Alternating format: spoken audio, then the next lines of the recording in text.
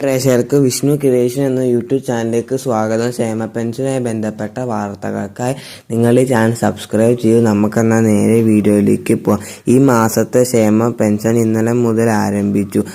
ഈ 1600 രൂപ വെച്ച് എല്ലാവരുടെ കൈകളിലേക്ക് ബാങ്ക് അക്കൗണ്ടിലേക്ക് എത്തിച്ചേരും.